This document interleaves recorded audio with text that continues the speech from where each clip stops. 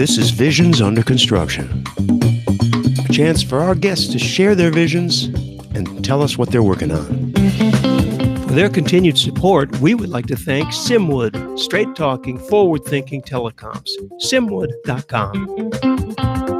Why not make Cloudonics your communication partner? Go to cloudonics.io. You can find everything about the VUC at vuc.me, thanks to Bluehost, and thanks also to zipdx.com, the conference bridge, and to voxphone.com for local rate dial-ins. And we're about to enjoy vision number 9. Number 9. Before we do, though, a word about, yes, it's Camellia World, May 14th to 16th in Berlin. Lots of meetings to set up. Come and meet me, meet James. Let's see, Simon Woodhead is going to be there. Of Simwood, lots of other really interesting, Near, and possibly Eric. I don't remember that if he's going to be there, but one or both will be there. It'd be great to see. We always have a lot of fun getting together, so be sure to check that out. And as usual, I have to try to do 2 things at once: change to my camera and talk. And you see that I was not able to do both those things at once. We have Kathleen King in the building. Hi, Kathleen. Hello.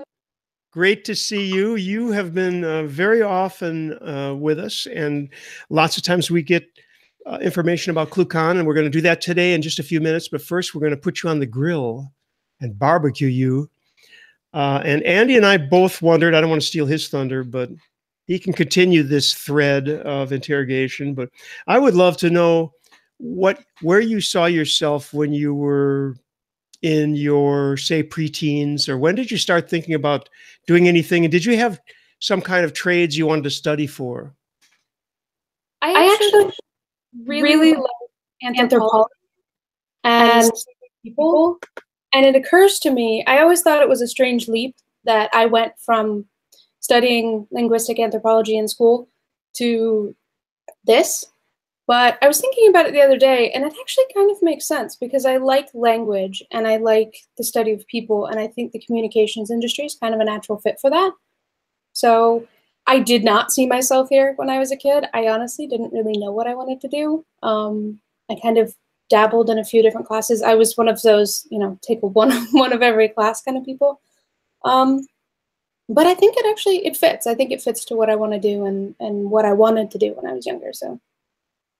Well, anthropology is human studies. It studies of cultures and humanities. So that brings me to another question, unless Andy wants to jump in.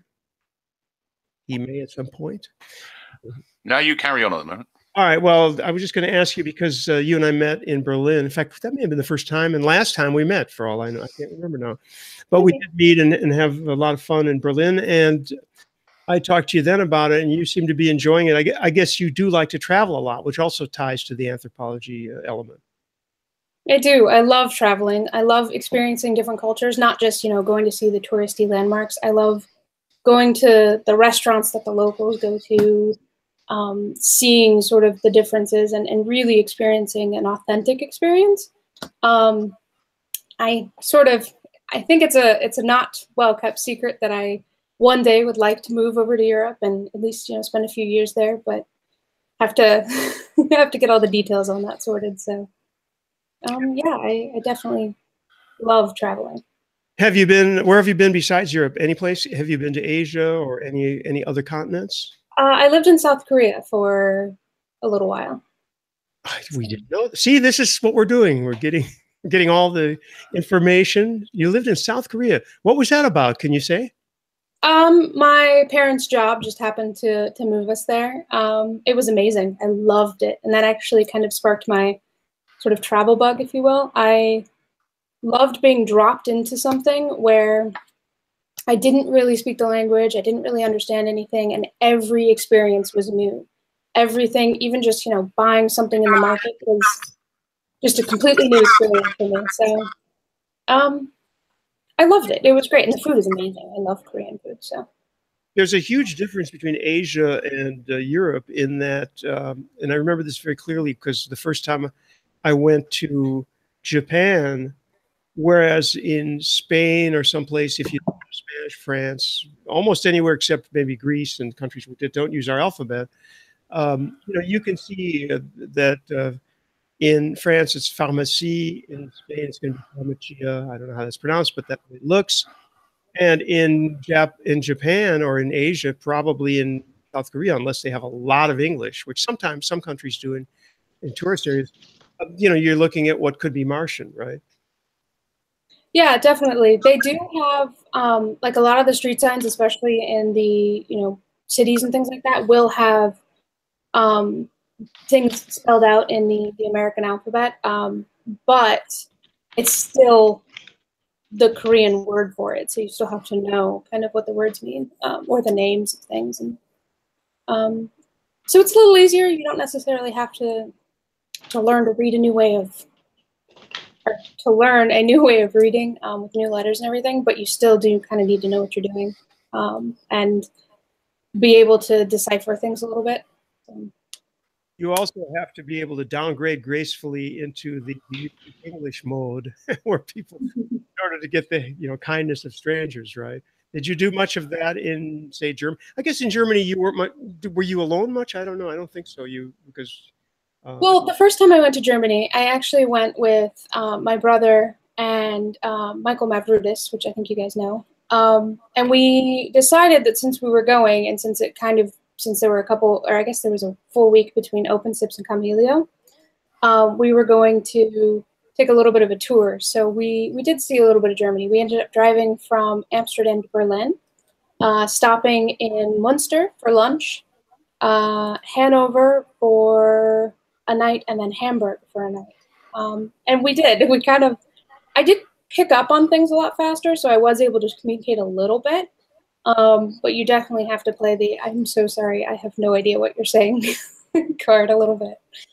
Well, in Amsterdam, and probably a lot of Holland and cities, just about everybody does speak English. Like as an you'll notice in Europe, maybe because of movies and TV, American culture being widely exported over here, that actually almost everybody speaks a little English, whether it's great or not, and whether they want to is another story. But found in the Netherlands, for example, there was never a problem. In fact, a lot of times people just if they could pick you out as American, they would spontaneously speak English.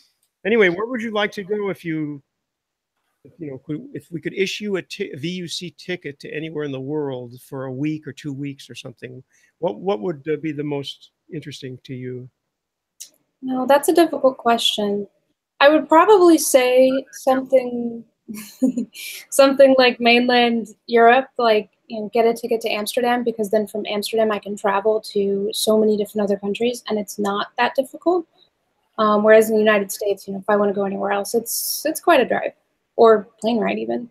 So I think just anywhere in Europe, really, and then I could take it from there and see where the wind takes me. Have you read any stories? I have, but I'm not, despite my age, I have never done this. But back in the day, you know, people would get on a boat for 3 weeks, get someplace. I'm not talking about pioneer days. I'm talking about maybe in the middle of the last century. And I've read some stories, and I mean, it just, when you think about it, just being locked up, think about a plane and how you really want to get off after 10 hours. Oh my God. But what about if it was like 3 weeks or a month or something with the same couple hundred people? That would be crazy. Have you read anything about that or thought about it at all? Because we're lucky not to have to deal with it. I have. I especially when I was younger, did a lot of reading. So I've definitely covered the travel books and things like that. And I think it would be a painful experience. 10 hours on a plane I can handle. I can, you know, I think the flight initially when I moved to Korea was 14, because I was coming from the east coast of the United States. But any more than that, and I think I'd have to pass. It's too much of the same over and over and over again, and you're just kind of locked in the same little space with the same people, and no matter how many movies you watch or how much you sleep or how much music you listen to, it's the same. Yeah, I really like to just take something, go to sleep and wake up there, or better yet, you know, beam me up or something. Long trips are for the birds, and it's not getting any better with things like security and all the rest as well. I also don't care much for long car trips, so it's really no better that way. It depends. So for long car trips, I don't mind them if I get to stop. If, you know, I've driven across the United States several times in my life, and getting to stop is the fun part. When you're trying to rush to kind of get to the other side as fast as you can, that's when it becomes terrible. Yeah, I agree with you. The other thing I was, you know, you, as many times as you've been with us, we've never grilled you in the way that we generally talk to the main guests, which is to how you, the path into technology. I think we kind of are guessing what it is, but I'd like you to tell us anyway. Yeah, I think a few people have kind of heard my story. I grew up in a family of tech sort of influenced people. My first computer was what I call a Frankenstein computer. Actually, that's not true. I had an Epson. It was my parents' old Epson computer that was in my room. And friends at Comcast. I would play Prince of Persia on it, the very old pixelated one, before they got the nice graphics. And then I had a Frankenstein computer that was sort of just a bunch of pieces. And then I sort of... Sorry, a Frankenstein? I think we used to call it... Einstein. What we used to call PC, you know, where you grown from different parts recovered from other people's computers. Was that it? Yes, that's exactly it. Like the shell was some old thing we had, and the inside was completely new, and it was from several different computers that we had that I believe either my mom or my brother put together for me. I would be willing to bet that when William got a gigabit Ethernet card, you inherited the 10 and 100, something like that, right? Absolutely. It was definitely sort of, you know, he would get something new, and then one of us, because I have a couple other siblings, would be really happy with his hand-me-downs. He also started influencing what we would buy. So my parents would be like, okay, we need to get her a new laptop for college or something like that. And they would go to him and he'd be like, okay, these are the specs. This is, you know, it depends on what you want to do with it. And yeah, he's definitely the guiding force in technology in my family. And that's actually kind of how I got into this. I was in college. I decided I wanted to do the anthropology thing. So I was studying it, and we had a conversation one summer, and he was like, hey, you know, come up here. I'll teach you how to do what I do. You can work for me. And I started doing, well, he handed me Learn See the Hard Way. And told me I had a month to get through it. I think I ended up taking like maybe up to 2 months to get through it. But that was my first thing. And then I started doing little things. He had me build a couple of different things. He had me doing testing on, so I did a little project where I tested the different versions of Postgres to see which one was more efficient depending on how you index things. Then I started doing support contract work for him, and then I started doing volunteer work for FreeSWITCH. I was doing the release notes, and I was doing a weekly version of it where I just read the commits for the week and then kind of write up a quick little week in review, as I called it. And then that sort of spiraled into me doing more work for FreeSWITCH and eventually coming on full time. I think what you're describing there is one of the strengths of FreeSWITCH, which is that there's a documentation effort and there's some kind of unified, just the desire to make people understand what's going on. You know, a lot of projects are wonderful projects, but they're incomprehensible when you first get started. No, kidding. That's where I met Brian. I've told that story about 20 times on IRC. But the point is that when you first get started, and Brian, BKW, Brian was on, and maybe other, I think Tony actually was on a lot too, on the Asterisk IRC channel back in the day. And I mean, people would come in and get themselves, you know, educated over the first few days. Then you'd see new people coming in. And I think that probably the work that you're describing there that you've been doing or had been doing, I think you may be not doing that anymore, goes a long way towards making things a little bit more agreeable. It's great to get on IRC and be lambasted daily and humiliated by your lack of knowledge and RTFMs, but it's also nice to actually that would be fine if there is a manual, right? But sometimes the manuals are either not up to date, they're not comprehensible by an ordinary mortal, or they're just, you know, crap. What can I say? And so if there's a documentation effort there, that's fantastic. Andy, I think you warmed up. You ready? Oh, I'm not sure about that. Oh, there's loads of things. I mean, it's a bit difficult in some ways because I've watched you grow over the last few years, and you certainly have grown and are continuing to grow, and it's lovely to see. But I was just saying before you came on that so for Star Trek Discovery has a character in it, which is a cadet, which I see you as. And in one of the episodes, of course, when they're in the parallel universe, she is the captain of whatever the name of the starship is that they're on. And I see you graduating to that role as well. So what are your plans for such things? When does world domination happen? That's a good question. I've been thinking about that too. I need to decide, I suppose, how I want to dominate the world. And that is a little bit of a tricky question. That requires some thought. I do kind of, or at least when I first started, did kind of a little bit of everything. I was a little bit of a catch-all, just helping where I could. Now I'm a little bit more into, you know, ClueCon coordination and some of the marketing stuff and things like that. So I need to decide, I guess, if and when I, you know, take over the world, where do I want to do it? And how does the world wish to be dominated by Kathleen? Have you got a? You must have graduated now towards some area of specialism. I would say if I had to define exactly into a specialty of what I do, I would say marketing and maybe event coordination. And I actually really do like the event coordinating part. It's I love the conferences. I love getting to put it together. It's very stressful. And, you know, Sharon does an amazing job. But it's so much fun because when you finally see it all come together and all the pieces and people enjoying what you've spent months creating, it's very satisfying. So makes all the pain worthwhile. It does, yeah. Yeah. I guess I could take over, throw, you know, brilliant conferences. But excellent segue where we could start talking about ClueCon, because I think that's an event you have to do with. Yes, just a bit. Tell us, first of all, your role with all that, because I think not that many, you know, it's in a way, it's kind of obvious that there's an enormous task list to produce such things. But on the other hand, a lot of times they're produced by big companies and they hire whatever they need and that's it. What is your role in ClueCon, if you don't mind?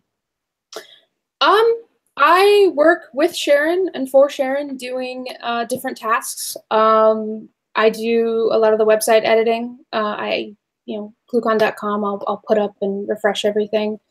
I do contacting. I contact a lot of attendees and a lot of sponsors for getting sponsorship and getting, you know, people interested in it.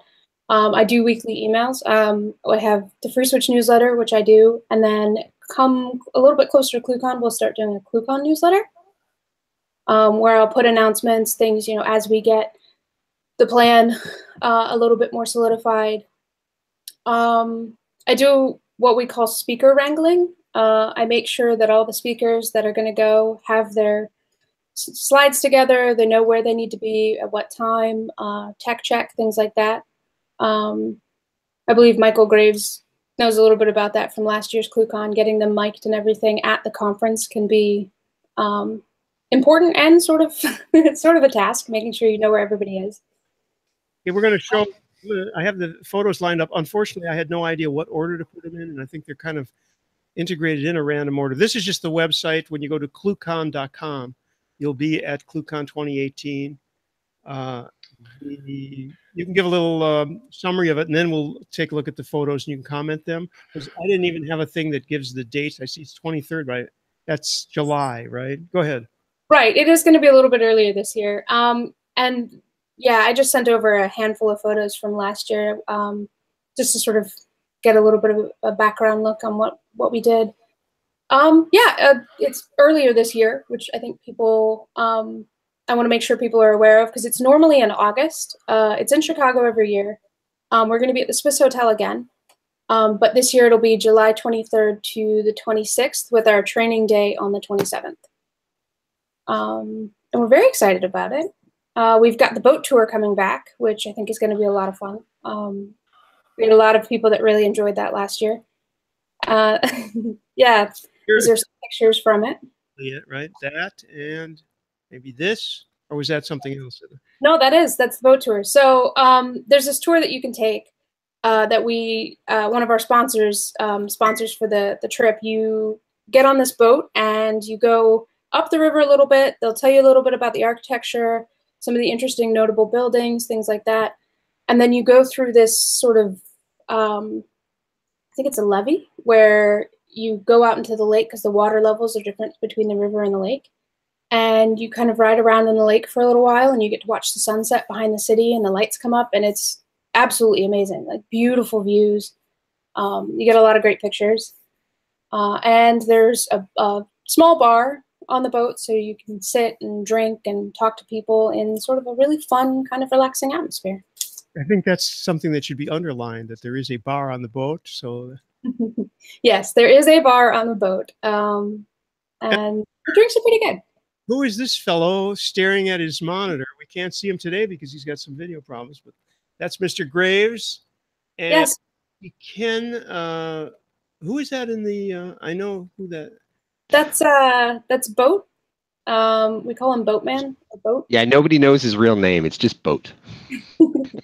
He's a community presence. He does a lot of our, he actually did quite a bit for our documentation push.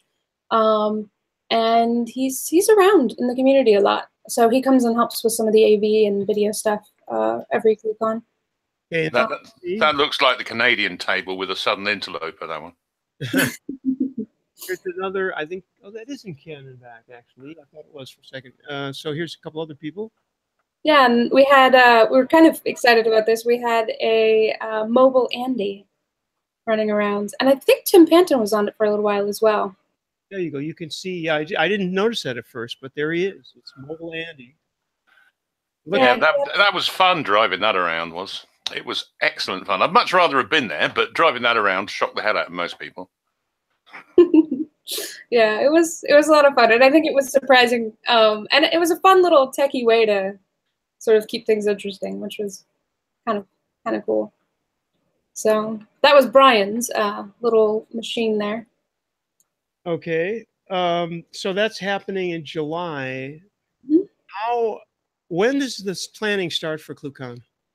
Oh goodness, we start planning, I would say October. We do some planning in September, but I would say that's a little bit geared more towards wrap up. But October really, and November it starts to pick up. December we are prepping for January 1st when we start doing all of our announcements and things and updating things. This year's been a little bit interesting because it is a little bit earlier. So we've had to sort of push some dates. Normally, I think our speaker signups are open till around May. But this year it's April 1st. So they're open now, by the way, if anyone wants to go submit a speaking proposal for ClueCon.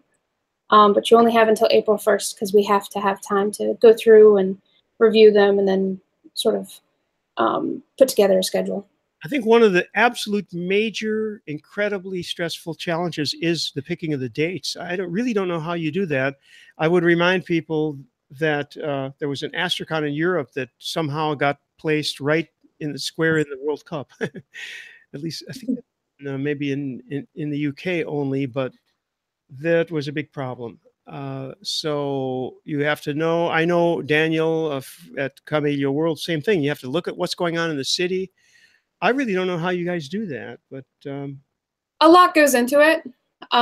We have had to compete with like the last day or two of Lollapalooza once or twice, but it's a difficult sort of algorithm that they apply and decide, and some of that has to do with when things are available, hotels and things like that. So yeah, There's that too. So there is there a hotel deal? I don't know a better way to say that. Is you have some kind of a thing with any hotel? I don't know. This year we're doing it at the Swiss Hotel again. We really like them. We're kind of excited about it. They're wonderful. They're accommodating, a beautiful hotel, and we get the sort of bottom floor to ourselves for a while. So People stay there, and if so, are there blocks reserved with the price or not at all? there are, yeah, we do.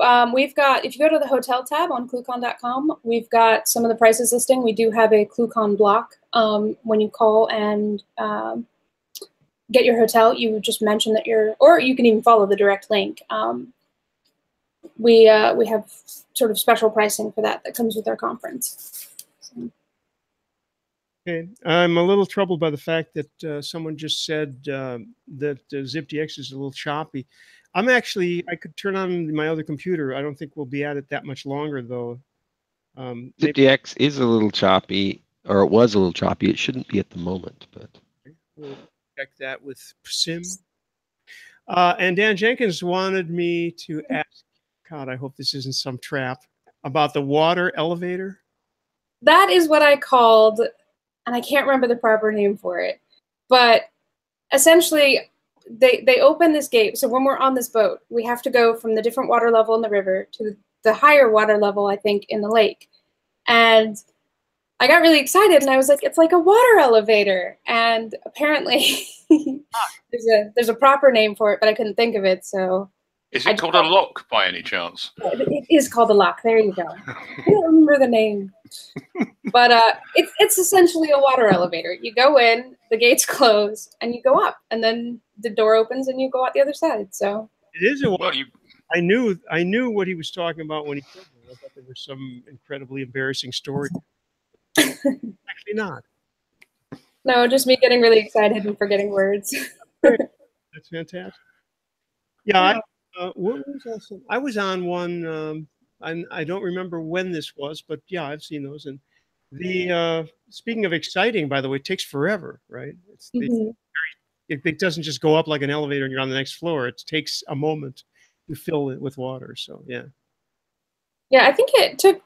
It wasn't very big, so I think it took maybe like 20 minutes, 20 to 30 minutes or something like that.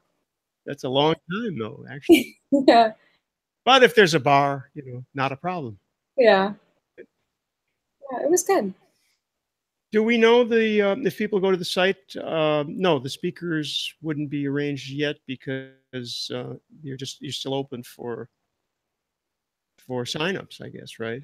Yeah, we're still accepting proposals. I'm not sure how long after April 1st we'll post the speakers. Probably be relatively quickly, but I don't want to commit to that. We've already gotten some really good submissions. We're pretty excited about some of them. So if anybody out there wants to submit, you've got till April 1st.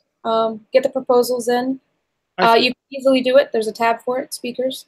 I think if you announce all this right on April 1st, you should announce Barack Obama, George W. Bush, and Bill Clinton. Come up with some fun, Actually, little, if you want to be highly political, I'll announce the NRA in Chicago. Yeah. That might discourage some attendees. We might avoid that. Yeah, quite. Yeah, but on the other hand, you could get Dick's Sporting Goods as a sponsor. Anybody? I don't know if it hits that if you follow it. Anyway, we're open for questions from anybody on ZipDX. Hit *6. Been so long. ZipDX, by the way, I want to mention in parentheses, as we say, that ZipDX, 9 years of ZipDX, Michael. 2009, January 2009, more than 9 years. We are in our 10th year with it. No, didn't get a big round of applause. Moving right along then. Kathleen, what else do we need to know about FreeSWITCH? Where's that going? Oh, what about the secret product? You know anything about that? For that, you might have to wait until ConCon. We've got some people going to OpenSIPs. We're going to be doing a training. I actually probably should mention that, by the way. We had a fantastic training at IT Expo. We're very excited about it. It went really well. We're going to do it again at OpenSIP Summit. And we're going to do it again at ClueCon. So if you guys want FreeSWITCH training, Josh is just a fantastic teacher. We've revamped the basic FreeSWITCH training, and those will be available at both of those locations. And then Mike Jarris from the FreeSWITCH team, he's one of the original co-creators of FreeSWITCH. He's going to be at Comic-Con talking about the future of FreeSWITCH. And if I remember correctly, he's speaking on Thursday, I think from 9 to 9:30. So if you're going to Comic-Con, definitely check that out. You'll get an inside scoop on some of the cool stuff that's coming up. But as for me, I can't speak to it as of yet, anyway. Okay, so we'll let you off the hook on that one. What is the profile of the person who would be wanting to come to OpenSIPS for that training, or anywhere else for that matter? But that's the next one in line, I think. Who are the people? What are the roles of people? And what do they learn? And I mean, obviously not detail by detail, but how does that all start and where does it end, I guess is a good question. Well, we get a wide range of attendees. We like to sort of track kind of what kind of people are coming. Are we getting entirely developers? Are we getting, management, things like that? It's actually pretty widespread. It's basic FreeSWITCH training. So it's going to teach you how to install, set up, go through some of the configurations. Verto, you get to set up Verto and kind of play with that a little bit. And I don't know off the top of my head exactly what all else goes into it, but we do have a training tab on ClueCon.com that you can go click and see sort of more full list and description. So I guess it would be anyone wanting to learn FreeSWITCH. Either you're just curious about what FreeSWITCH is and you want to know if it'll work for you and your business solution, you kind of want to see it in action, or if you're new to the community and you've been tinkering with it for a little while, but you'd like some guided sort of education on it, or if you've never heard of it at all before and you just kind of want to see what's going on and want to be walked through the basics. So it kind of covers everybody. That's cool. Andy on the spot for a second. Okay. If I may, Andy, and Kathleen, you may want to take a sip of tea, water. While Andy is going to explain, a lot of times people use asterisk, or have done in the past, used asterisk and FreeSWITCH or other things. How does that, explain that, would you? I think as much as anything, the asterisk dial plan language is very simple. Whereas FreeSWITCH is a little more complicated because you do everything in XML. But once you get used to it, I don't think that there's really much difference between the two.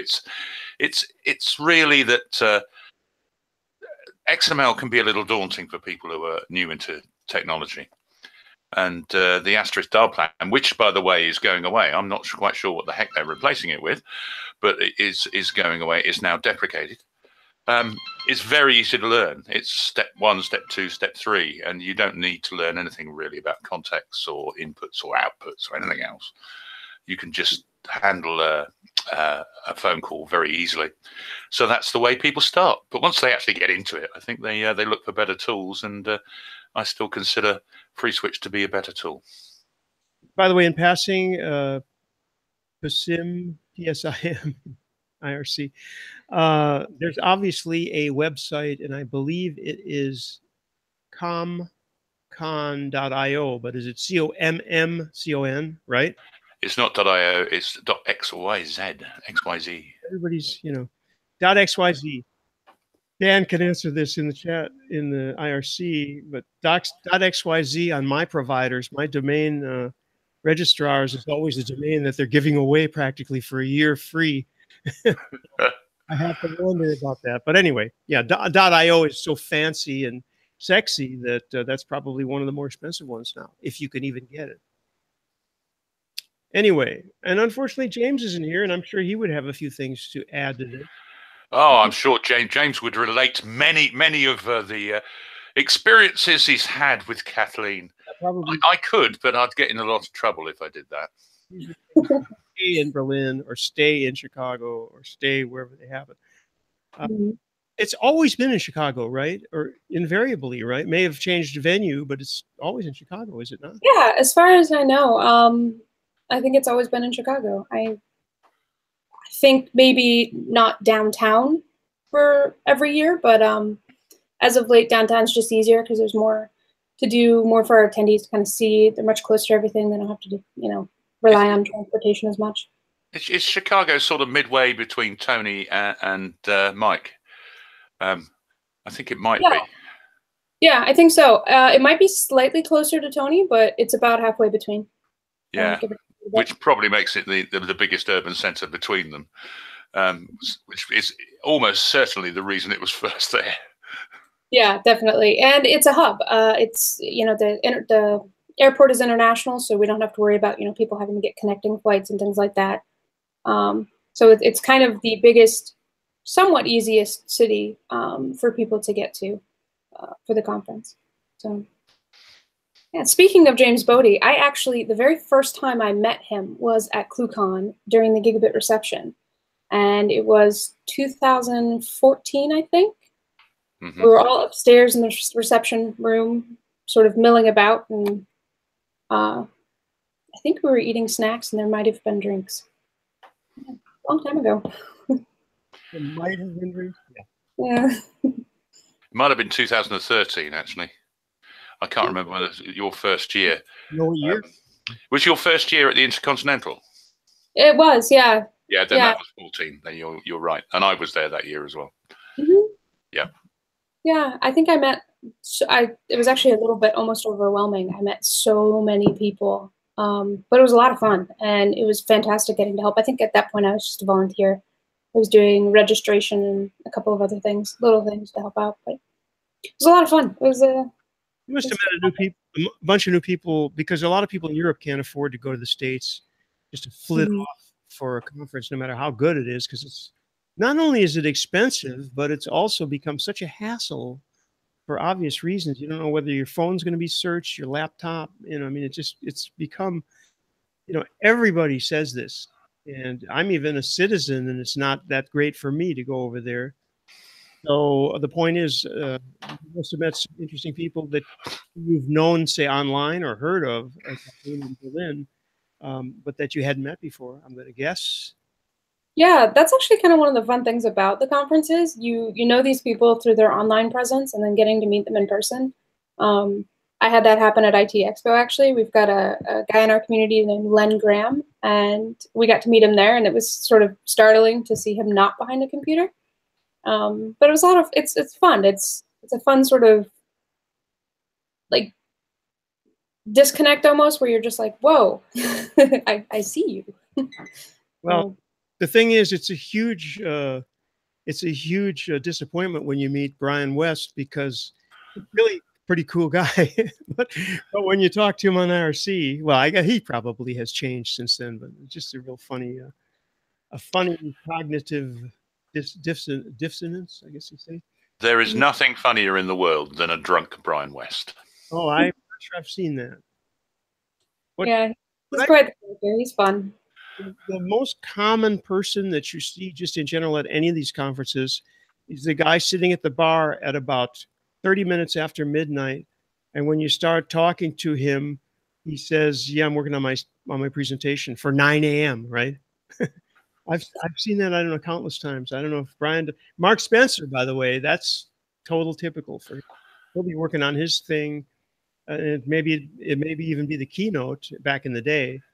And it'll be like 8:30 and he's going on at 9 and he's still messing around with slides and stuff. Yeah, we've definitely had that. And I always find that funny because it's so consistent.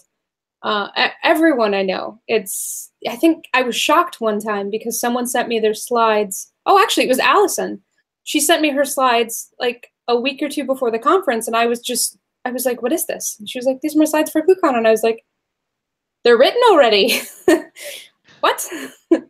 Some of us are into preparedness. I spend laborious amounts of time on slides and have them done usually at least a few days in advance, but I'm not an engineer. Yeah, you know what? That's right, Kathleen. You should grade. Did you see Michael's presentation? I'm pretty sure it was really good, but you can give it a grade from A to F if you want. She did not. She was not there. Oh, she's saved. That's a very awkward thing to ask somebody, but I was pretty sure she didn't see it. So. Any other questions or anything, comments from anybody? And I'm watching IRC. I'm watching masto.vuc.me, which is our Mastodon instance.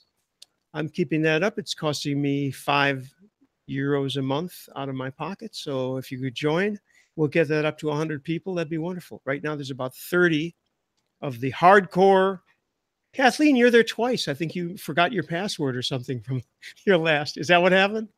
Well, I couldn't remember which email address I used. So I went to sign in and I was like, oh, I'll just make another one. So yes, I'm now on there twice, though I'll probably combine them. That is so typical. We have all been there, I think, pretty much. You know what I get? Tell me if this hasn't happened to you. You get this, we haven't seen you, some domain name you don't even remember. And it's like, hey, you haven't logged in about a month. What's going on? And you absolutely don't remember what they do even, right? Yeah, I've had that a few times. I'm like, okay, I don't even know what they do. I have no idea which email address I used to sign up. I don't even remember why I signed up. So you have to kind of go and research it. And then, it's a whole ordeal finding your login information because who knows what you used at the time. Right. Okay, Dan Jenkins has come to our aid with a couple of really great questions. Actually, it's almost the same question, maybe, depending on the answer. The first one, which is, what is your most memorable thing from ClueCon? That is an excellent question. That's a difficult question. There's a lot of memorable things. I really enjoy ClueCon. I think you don't remember any of them. No, I remember everything. It's difficult to decide. I think let's see. Off the top of my head, I can remember my favorite thing at AstraCon, which is not a ClueCon question. Tell us. My absolute favorite thing was this most recent AstraCon, and it was Fraser from Simwood playing pool, teamed up with Sharon from our team, and their personalities are just so beautifully different, and the way they play pool is so different that it was just the funniest thing to see. And I think there are a couple of videos out there of them sort of fussing between themselves and talking back and forth, and they were on the same team, and it's just, I think I'm in the background of a video, doubled over, laughing so hard. We'll have to look. That sounds hilarious. Yeah. Oh, it's amazing, especially because they both kind of have strong personalities, so it's fun to see them sort of play off each other. But for ClueCon, I think I would have to say the boat tour. It's sort of a consistent thing for me. I did it in 2014 because it was after we didn't really have a Thursday night event at that point, and it was a group of us, and we were looking for things to do, and I don't remember who suggested it, but somebody did, and so a group of us just went into the boat tour, and it was really nice. And then the next year, Thursday came around, and we didn't have another event, and so we were like, oh, let's go do the boat tour again. That was kind of fun, so we did that, and then it became an event, and it's kind of exciting to get to see people to get to experience it as well, because I've done it so many times, and it never really gets old for me, just because it's so beautiful, and I only do it once a year. So, well, if the weather's decent, I mean that's always going to be a great thing to do and a lot of fun. Mm-hmm. Again, it did rain this past year, but even then it was still kind of beautiful because you got to see the sheets of rain across the lake, which was kind of an interesting thing for me. It's funny though that we're talking about a technical conference, and the conference itself is not what you remember. It's everything else around it that you remember. The people you were with, who you've done networking with, little things like the boat tour, for instance. There's one fact I remember from the boat tour, and that's the postal building. And the bottom floor of the postal building was built for just the right height for postal trucks. Only they forgot to add the tires in, and they can't get in. Brilliant. Yeah. And that's the thing, the conferences are really great because you do get to meet people, and you do get to sort of hear all of what's happening and what people are doing in the community and what tech is kind of up and coming. But the after activities, I think, are a little bit more important to me, because then you're actually getting to meet people and connect with people, and the networking there is, it's amazing because you're going to remember those moments. And so when you think, oh, I need this sort of product, you're going to kind of think in the back of your head, oh yeah, wasn't that guy I was hanging out with, on the boat talking about that? Maybe I should reach out to him. And I think that is a little bit stronger of a connection. I could be wrong. You know, there could be people out there that really love the presentations and things like that. And I do like them, but I feel like the after activities are kind of what cements it, especially in memory. So I think they're important, and I think they, you know, can't be sort of, you can't kind of ignore that. I think it's important to be able to connect with people, especially in the communications industry. Well, especially since a lot of times these things are filmed. If they're not streamed, isn't a big deal, but they're often recorded. And so, and also people often do similar presentations at different conferences. So you can always get the slide deck. You eventually will see this person doing their thing, even if they're not identical presentations. They're still going to be talking about the same thing and giving you the same ideas. So that's great. It is nice to meet the presenters that you're interested in person, because you can talk to them and interface with them. I've never seen anybody refuse to talk to anybody. It's not like it's, you know, the Oscars or something. It's the people who are out there and they came to present, so they'll talk to you afterwards. But I agree that it's like the unexpected, I think is what you're saying maybe a little bit, is that a lot of times the unexpected happens at the more social events. And as a result, you get an insight into people. And that's kind of what we're trying to do with Visions Under Construction, the new VUC, is to get an idea of who people are. And hopefully people have gotten a little bit of an idea of who you are, Kathleen, by talking to you today. I know I've learned a lot, and I'm sure, well, Andy's old hand, he's spent more time with you, but I'm sure a lot of the people who maybe just have seen you on ClueCon Weekly, which is, by the way, every Wednesday at noon Central, 1 p.m. Eastern. Mm-hmm. And that would be 7 p.m. here in Central Europe, although we're Western Europe, but they call it Central. I don't know why. And that's something that people should look into. That's a really nicely produced thing that you are always on that, right? Giving news and stuff. I am. I do the coordinating for it. I get the speakers, you know, make sure everybody's got what they need, and I do the announcements for it as well to make sure we get our announcements out. Okay. Anything else that we've missed, Kathleen? Not that I can think of. I mean, I'm always open to people asking questions. So if anybody has any questions, feel free to reach out to me. For those of you that are listening and may be interested in going to ClueCon, we do have a discount code that we're using for March that you can find on our Facebook and our Twitter. I think it's CC 2018 March Madness or something like that. We use these to sort of encourage people to sign up ahead of time, so that we have a better understanding of our numbers and things like that. So check that out. Make sure you take advantage of that. And oh, I believe James just joined. Oh my goodness, here he is. The last. What? Hello, from my prison cell. Where are you? In a hotel?